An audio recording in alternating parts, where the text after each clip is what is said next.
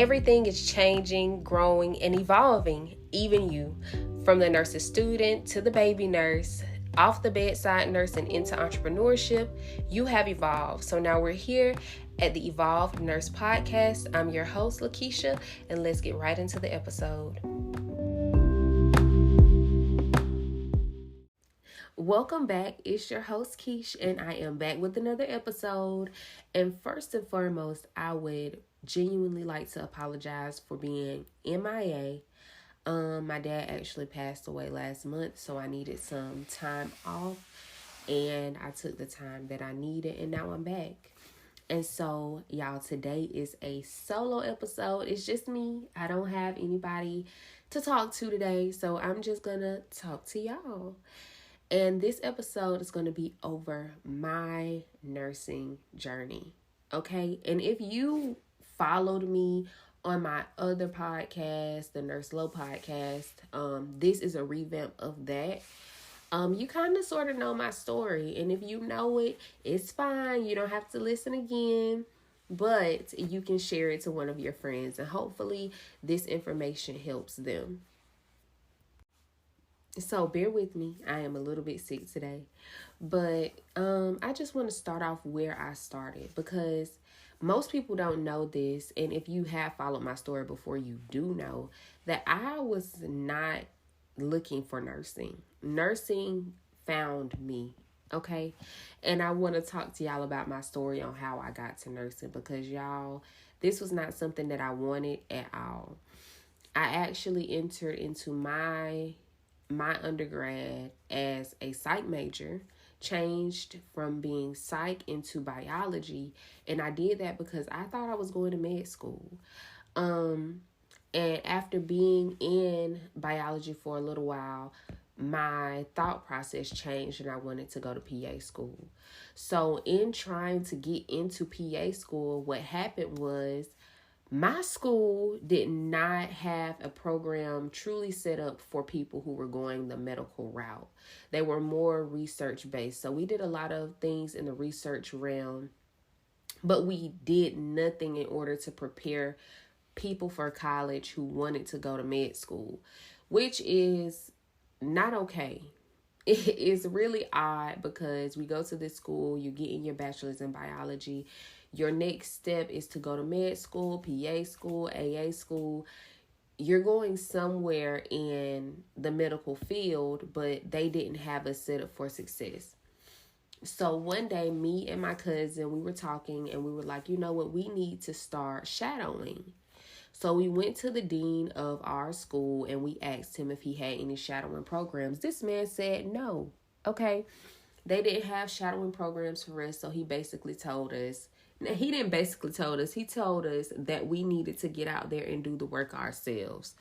So we did just that, because we knew that in order for us to be able to completely wrap our minds around what we wanted to do, we needed to be able to see it done by someone else.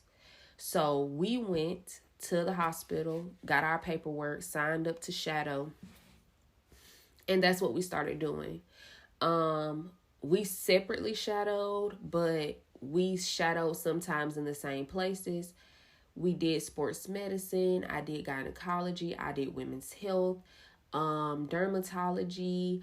I had done in the hospital, in the OR. I had done a little bit of things here and there, but everything was leading me to they didn't spend enough time with their patients. So that kind of halted me in being a PA, right? Seeing that they simply didn't have the time to invest to give to their patients. So I still was in the running to be a PA, because I hadn't seen anything different yet. I hadn't seen someone who was in the role as a PA take a bulk of time and educate their patients appropriately, because they simply didn't have the time to. It wasn't that they didn't want to, but turnover was so fast. They had a bulk of patients, they're doing procedures, and they just don't have the time for education. So at the time, y'all, I'm working at Lowe's. And I worked at Lowe's for 3 years while in undergrad, until my last year I had to leave because not only was I working at Lowe's, I was also a RA. And at some point I was also working as a CNA. So at some point during my undergrad career, I was working 3 jobs. But at this time I was just at Lowe's and I was a RA. And my weekends, because I was on the weekend team at Lowe's, my weekends were conflicting with my call as an RA. So I had to leave because being an RA really allowed me to be able to have free housing. It allowed me so many opportunities. So I had to leave Lowe's. But guess what, y'all? My last week of Lowe's, our dean of students came in and I was helping him in appliances. And I sold him and his wife a washer and dryer. I went and I pulled it. I delivered it to them. And he was talking to me. He was like, how long have you worked here? And I told him. And I was like, this is actually my last week. And he asked me why. I said, because, I'm a RA at the school that I went to. And it just doesn't work for my schedule anymore. So I can't work here anymore. And he was like, reach out to my office. I'm going to cover your tuition for your last year of school. Y'all. And he did just that. He did just that. So it really helped me a lot. Moving on, because now we're talking about Lowe's. One day I was at work and I'm walking and I'm with one of my coworkers and he also works at the hospital. And so this is how opportunities come to you, and you have to be willing and able to communicate with other people. You got to know how to network. He was like, oh, that's Dr. Lakeisha right there. And I was like, Dr. Lakeisha? Because first of all, my name's Lakeisha, y'all. And so I'm like, Dr. Lakeisha? And he was like, yeah, man, she work at the hospital and she in here.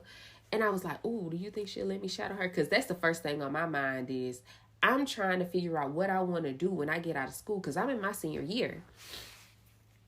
And so he was like, yeah, man, she cool. I think she'll let you do it. Go on over there and talk to her. This is how he talk, y'all. So I went over to her and I said, hey, my name is Lakeisha.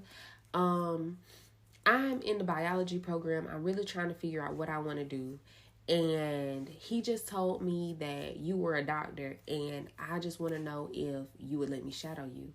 Like, this lady didn't know me from a can of paint, y'all.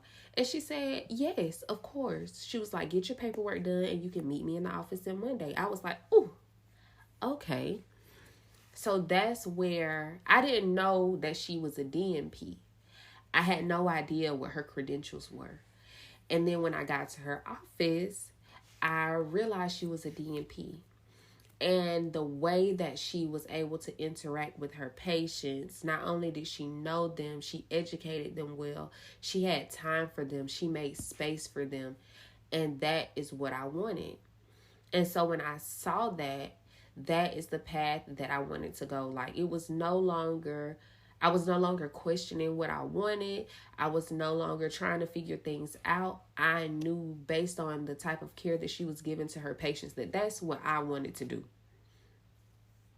So I was talking to her, I'm in a bachelor's of biology program. Like, I felt as though I wasted so much time to only get to nursing when I could have already been a nurse. But in reality, I could not think about things in a pessimistic manner. I had to be optimistic. Biology truly allowed me to understand the body in a different aspect than nursing does, which allowed me to think of people as a broad spectrum. Don't get me wrong, nursing is supposed to be holistic as anyway. But sometimes in learning it, it's not as holistic as it should be. So when I merged my nursing degree and my biology degree together, it allowed me to see things in a bigger picture. But back to Dr. Lakeisha. She was like, you know what? You can go to the school that I work at. You should put in your application and I'll write you a letter of recommendation. So she did that. So I'm waiting, y'all. I'm waiting to hear back from the school. And I finally get my acceptance letter. but it is contingent upon me passing pathophysiology at another school while I'm still in school. So I still got one more semester left. Now I have to pick up patho in a city that's an hour away. And I got to take this because I want to be a nurse. At this point, this is what I see myself doing. And I got to do the work. So I decided I was going to pick up pathophysiology. Drove an hour on every Thursday to get to this class. And this is the first time I have ever encountered what nursing tests look like.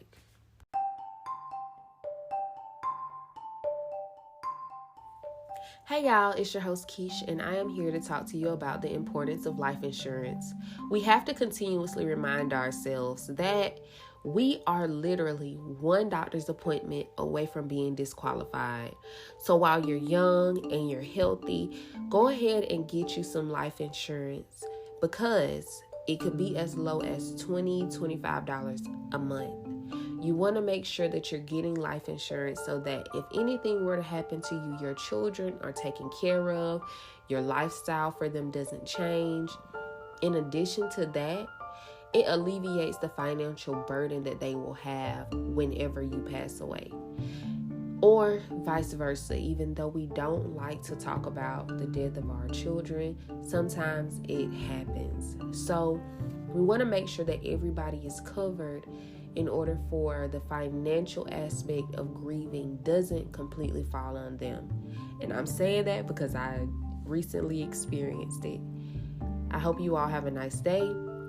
If you want some insurance or you just simply want a quote or want to talk to somebody about insurance, or you have any questions, reach out to me. You can reach out to my Facebook. It's Lakeisha Logan. You can email me at theinsurednurse@gmail.com. Or you can just simply send me a DM on the Instagram page that I have. Have a great day. Bye. So let's get into these pathophysiology tests because, oh my goodness, y'all. I did not expect for them to be like this. I was so used to information-based, read the book, understand the information, regurgitate it on the test. That was my process. And I'm not gonna lie to y'all, biology was hard as well. It's not an easy program to get through. But nursing was a different beast because I had no idea what critical thinking skills looked like at the time. I lacked that. As a person coming into nursing from a biology program, I truly lacked that. So patho exposed me to what nursing tests would look like. So I passed patho by the skin of my teeth, y'all. I remember I utilized everybody on campus that I could in order to be able to pass this test. I had a clipboard with like 100 pages of notes, walking around, handing them to my residents, like, ask me these questions, handing them to my boss, like, ask me these questions, handing it to my friends, like, asking all them questions. Like, I was literally utilizing everybody I could on campus at the time. Like, I'm knocking on my cousin's door, like, hey, ask me these questions, girl, because I got to pass this test. So I passed my final, and at some point, I was going to give up. I'm not even going to lie to y'all. Before my final, I was like, I don't really need this. I can just go be a teacher, or I could just go to PA school, because I had already taken my GRE and everything. So I was like, I'll just go to PA school. But that wasn't what I truly wanted to do. But I was going to be like, I'll go this route. If things don't work over there, I'll go this route. So it was giving me a cop out as to like not doing my best. So I was like, as long as I got this in my back pocket, I got plan A, B, and C. And if plan A don't work, I'm going to go to B. If plan B don't work, I'm going to go to C. Instead of just focusing on plan A. So I end up passing, right? And I graduate. But the same day I graduate, I start my classes. So I leave my graduation. I go to class. I move into this apartment, y'all. And I'm subleasing at like a student housing place. So I already have a roommate that's been there for years. And when I get there, like I'm itching, I'm sneezing, I have no idea why.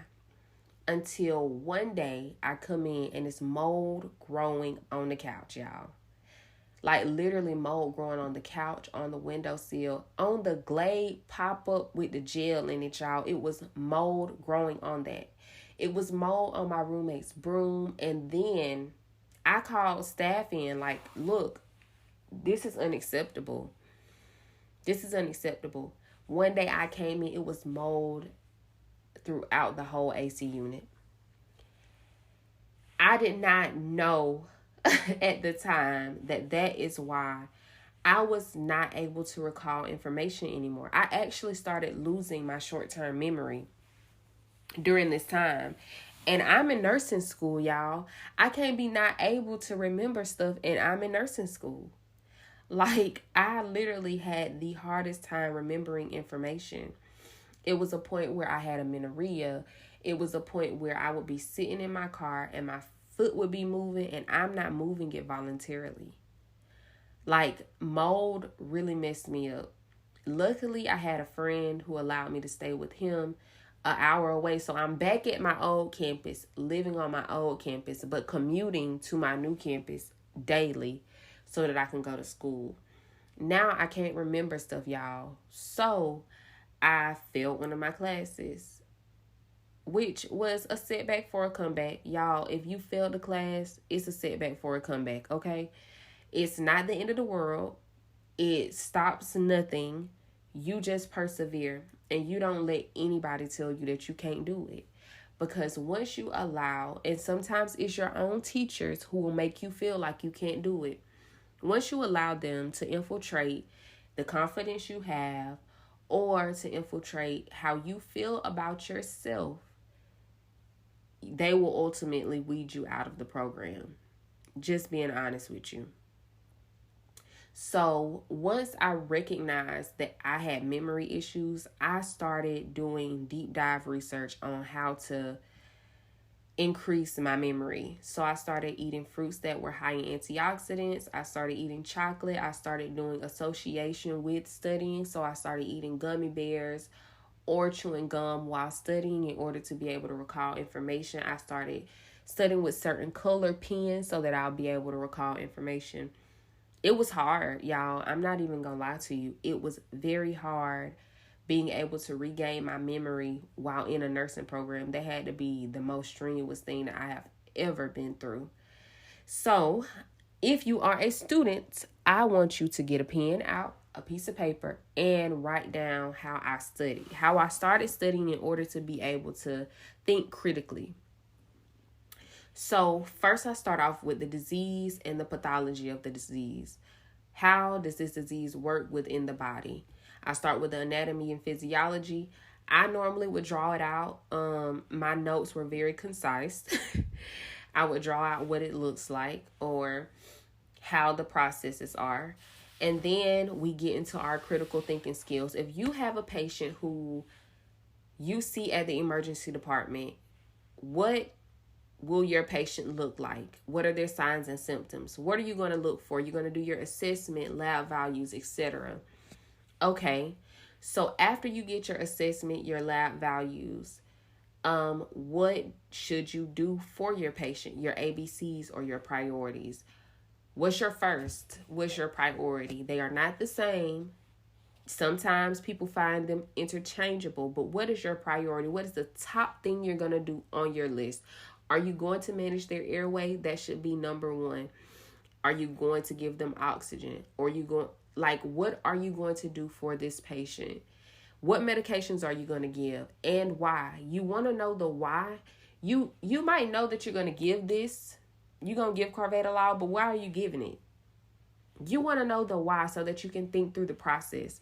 It's very important that you think through this process completely because you don't want to miss anything. And that is important because when you're thinking about your disease process, you want to think about it as a full picture. And that's why I started using the emergency department as my sole focus point. Because you see so many people come in, you're thinking about what they look like, what they're doing, all of these things. So then you can encompass what you're going to do for your patient. Then at discharge, what should you tell this patient? What to look out for, medications, and physically. Sometimes when patients have certain diseases, they can't complete certain tasks anymore for a little while. So that's physically. What medications are they going to be on? What are you going to educate them about the medications? What are you going to look out for? What do you need to call 911 for the next time if these things happen? You want to be able to say that information, because guess what? On your test, they will ask you those questions. At discharge, what are you going to tell this patient? If this patient has this, what are they going to do? What medications are they going to be on when they leave? What education should you have for that medication? And then, although we do not like statistics, who is more likely to have this disease? Sometimes, y'all, I'm not even going to hold you. Sometimes it kind of makes you feel a certain type of way when you're reading those as a Black person, as a Black nurse, as a Black woman. But sometimes the answer is, Black people. That's what the statistics gonna tell you, that African American person has this more than everybody else. And they love to throw that on the test.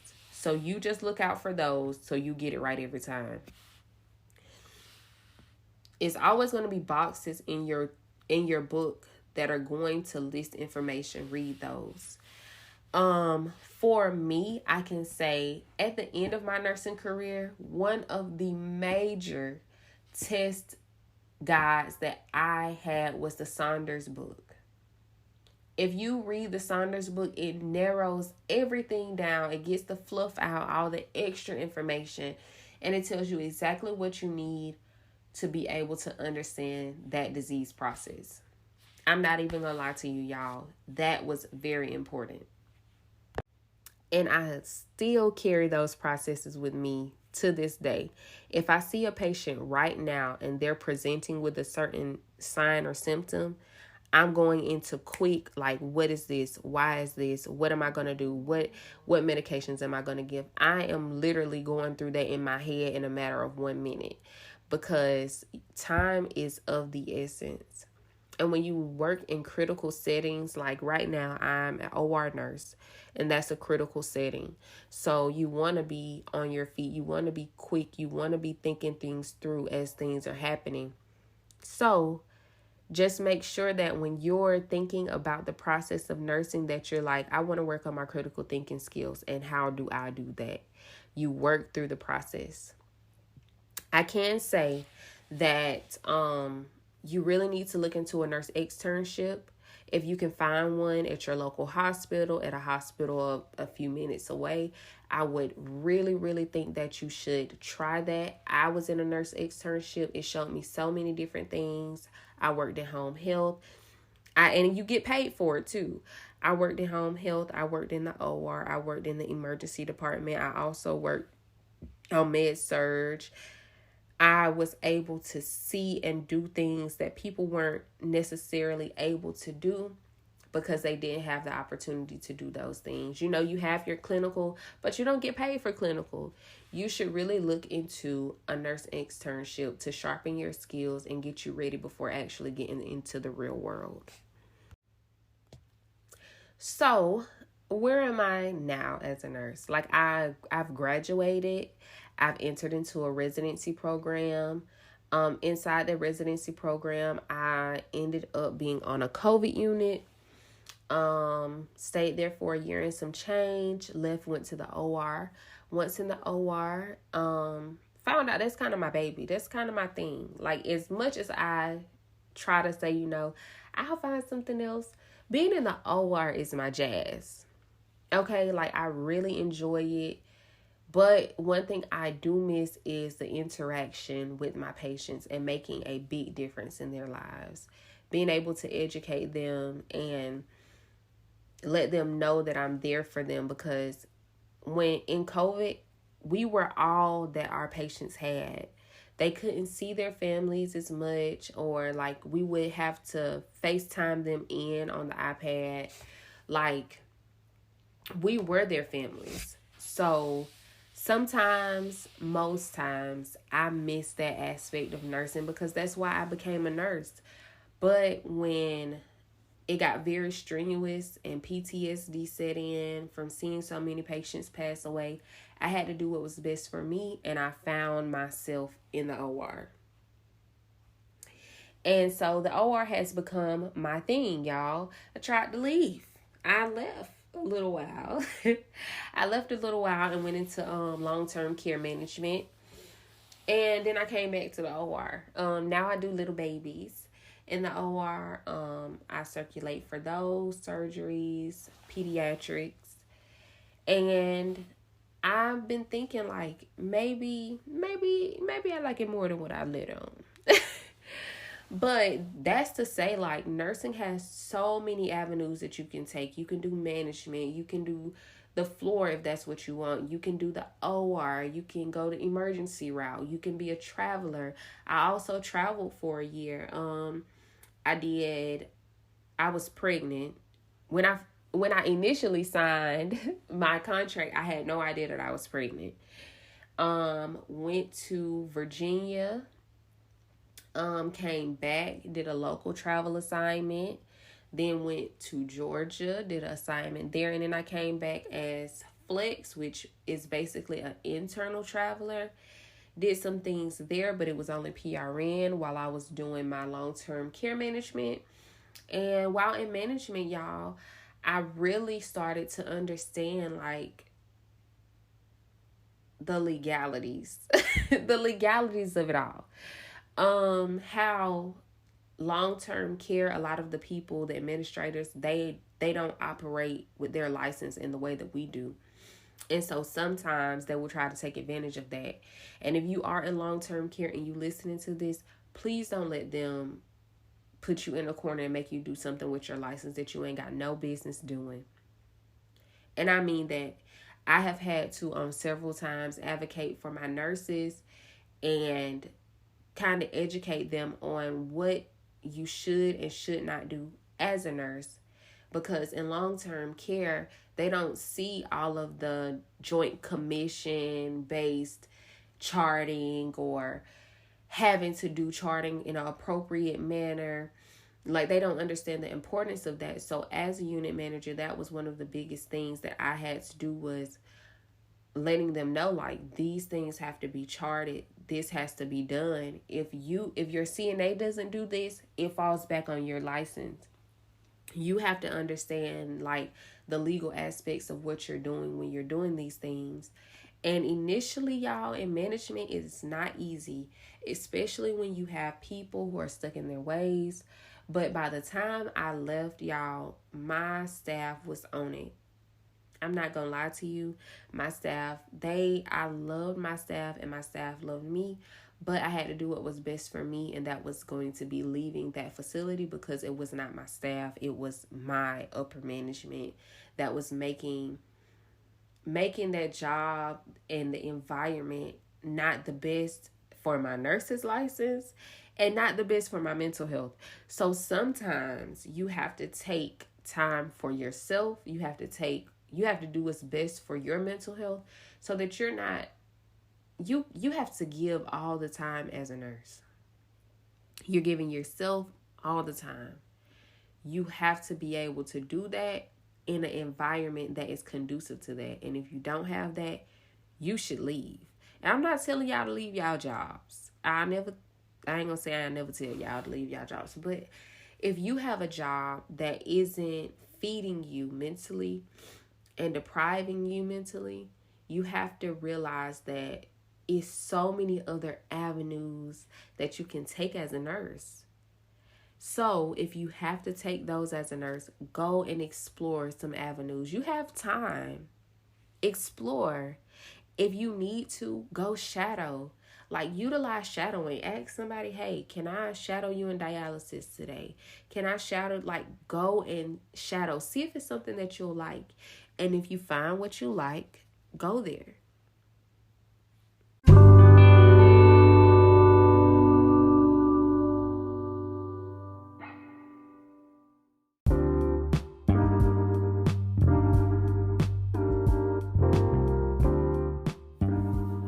So, y'all, this is the Evolve Nurse Podcast. That means that sometimes we don't always end up in nursing at the end. Sometimes we a nurse and we 2, 3, 4, 5 more things. And so sometimes we roll off the bedside into entrepreneurship on the flow, and we're trying to figure things out. So right now I have my life and health insurance license in which I sell life and health insurance products. I wasn't doing that as much as I should have been, but now I'm back. And it's especially because of the situation that I had gone through with my dad and him not having life insurance and that financial burden falling back on me. And still is mostly on me. In addition to that, I also have a med print shop where I post things that I like that are cute. That's like medical wear or like study guides and things of that nature on Etsy. It's called Med Print Shop on Etsy. And then I have some other endeavors that I want to get into.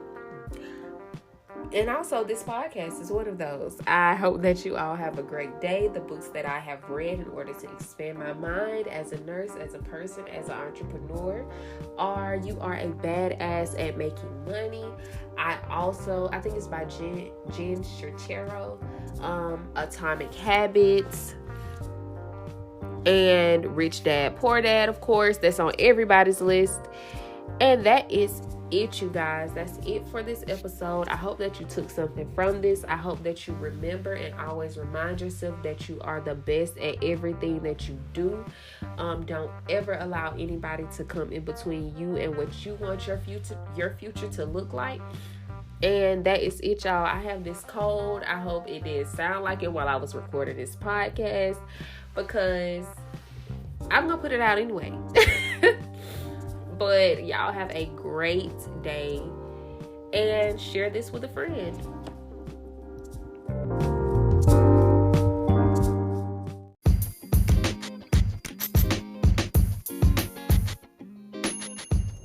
Navigating the community in nursing is so hard sometimes. So it's me, your host, Keish, and I am going to give you an opportunity to send me some questions anonymously and tell me what your experience in nursing is. So on the next episode, you might just hear your question.